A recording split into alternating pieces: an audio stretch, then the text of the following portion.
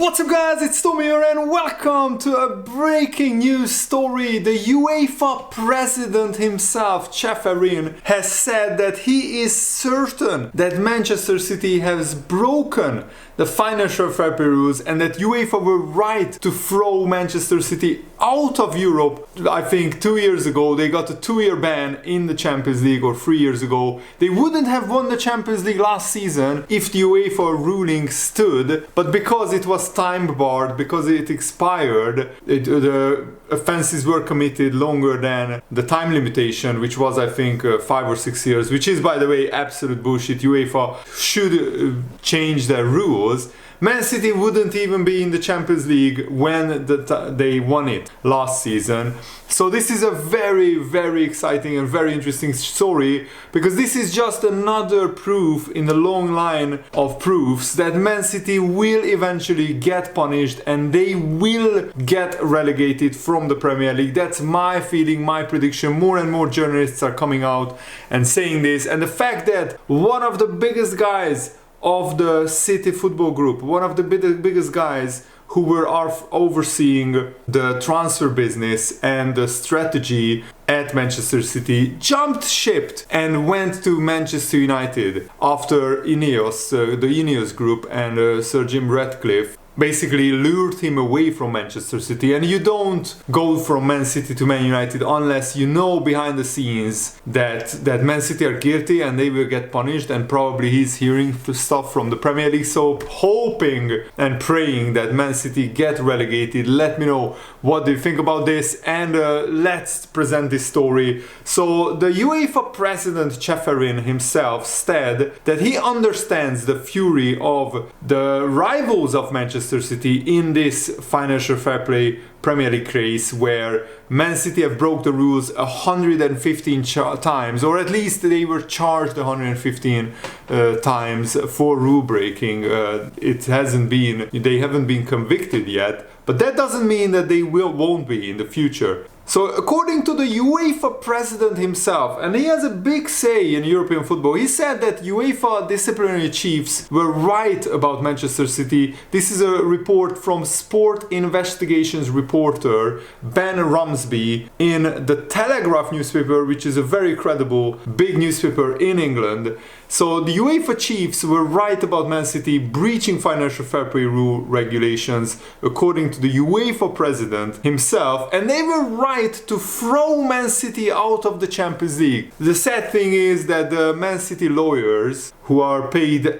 hundreds of millions of pounds in total for this, they found loopholes to make Man City get away with it. In his first public comments about the saga, since the Premier League disclosed a date has been set for the hearing into the 115 charges against Manchester City, the UEFA president gave an exclusive interview to the Telegraph newspaper where he said, and I quote, "We know we were right about Manchester City. We wouldn't decide if we didn't think we were right." It was 4 years ago, the decision where UEFA's club financial control body banned Manchester City from the Champions League for 2 years. Ceferin stressed that he respected the CAS decision, the Court of Arbitration for Sport decision, which overturned Manchester City's 2-year European ban after ruling some of the evidence was time barred and that accusations were unproven, while they fined Man City £8.6 million, which is the biggest fine in the UEFA history. But it's pocket change for Man City. Their owners, the Abu Dhabi group, have billions of pounds. Billions, not millions, billions. That's thousands of millions of pounds. So finding them £8.6 million pounds is like me getting a £10 fine for something. Yes, it's annoying, but you pay it and that's it. Ceferin said, "As a trial lawyer for 25 years, I know that sometimes you win a case that you are sure you will lose. And sometimes you lose a case when you are so sure that you will win. You have to respect the decision of the court. I don't want to speak about the case in England, but I trust that the decision of our independent body was correct." So that is what Ceferin has said.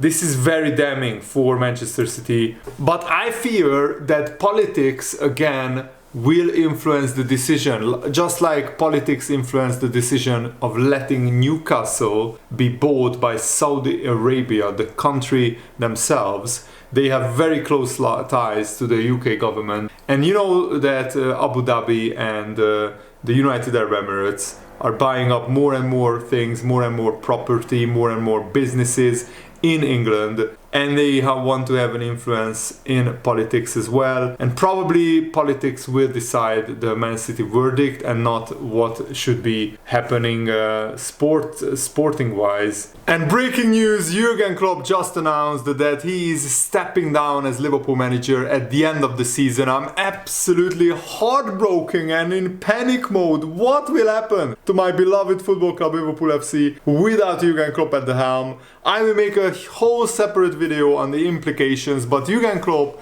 said that he's running out of energy and he just can't do this job again and again and again, and he's physically and emotionally and mentally so involved. He's so full, 110% full throttle, that sooner or later we knew in our heads, we knew with our minds that this will come. But I expected Jurgen Klopp to just see out his contract at least, which runs for another 2 years after this season. But it looks like his body or his mind can't take it anymore, and he doesn't want to get sick probably because of doing his job. So we will make a separate video on that, which I will upload straight after this video, or maybe even before this video. I just wanted to take a moment because I will never be the same after learning this news. I'm absolutely distraught and gobsmacked and heartbroken because Jurgen Klopp is my all-time favorite manager. I wasn't alive when Bob Paisley or Bill Shankly were managers of Liverpool FC, but probably Jurgen Klopp is up there with them. And now we have to win as many trophies as possible with Jurgen Klopp because this is his last season. So make him go out with a bang. And I really hope that the players will also have a huge motivation to end this season with trophy or trophies. And now back to the Man City story, but I just wanted to take a moment to say this. So Nick Harris, a very reliable sports journalist, is saying that a lot of commentary is coming in the past 36 hours about why the Premier League charged Everton and Nottingham Forest, and also while Man City's charges linger. And they agreed on a timetable with the Man City case, but that's not public. Everton and Nottingham Forest have been charged for simple failures to balance their books around the acceptable losses of 105 million over a 3-year ruling period, whereas Manchester City's 115 charges effectively amount to accusations they were conducting financial fraud on a grand scale over a long period of time, and hoodwinking and bamboozling not just the Premier League but UEFA and not cooperating. We know from football leaks and other sources that Man City's hierarchy's view has long been that they would rather spend £30 million on the best lawyers and sue UEFA for the next 10 years than accept the punishment. This is a plutocracy, according to the journalist, and I agree with him. Man City have spent millions on the 50 best lawyers. They have used every legal avenue possible to stall, to delay, and to hinder the process.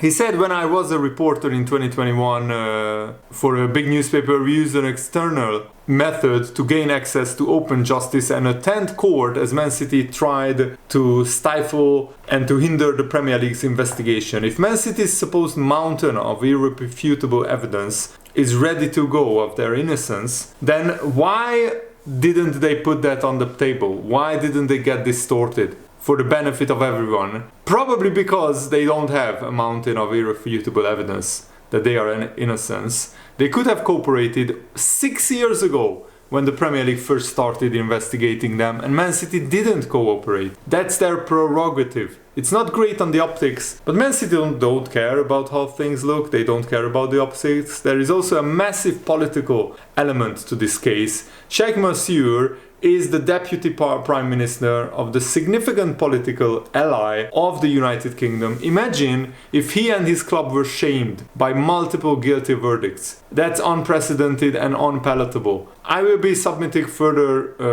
assessment of this, the reporters said, to try to establish the extent of British government involvement in the Premier League against Man City case, but others so far have been fruitless. The stakes are so much higher than whether a football club broke some football rules. Some Man City fans can go to extremes to convince themselves there is no case against Man City, despite having been fined 90 million euros, which was later reduced to 30 million euros for major breaches of financial rules, dishonesty, non-cooperation, and that was even before the 115 Premier League charges were brought against them. I've reported on Man City my whole working life, Nick Harris said, and I knew and I know people inside the club at all levels. I have multiple sources who told me what really happened. Man City's hierarchy realized around 2010 that they needed accelerated investment before UEFA's financial fair play rules came into force. So their solution was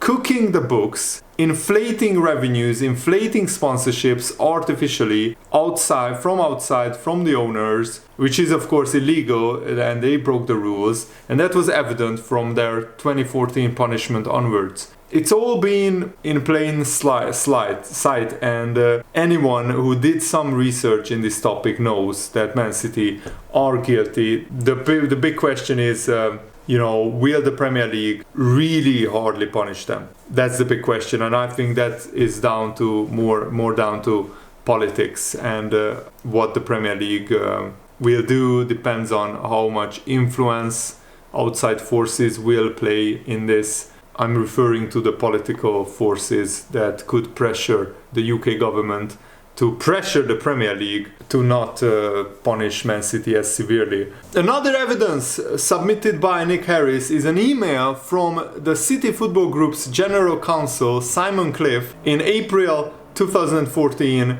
to Leadership Group and to Communications Department. They have been asked how to respond to questions about Brahim Diaz, who was just 14 years old at the time, a child, and they were moving him to Manchester City illegally. So Simon Cliff wrote to Ferran Soriano, I'm sure you know this, he is very high up in the City Group and at Man City. One answer is this, the email says: we haven't yet signed him. We have some draft option agreements that will be signed this week, subject to FA approval. We won't actually register the boy until he's 16 and signs as a scholar with us. Until then, he remains registered with Malaga, which is illegal. You cannot sign somebody but not register him at your club. Vicky, does the journalist know that Brahim Diaz is here? We have had him on train forms, which we are allowed to do, but as we have discussed before, we need to decide what to do with him longer term until he turns 16. Having him at our academy permanently until then is a big risk in my view.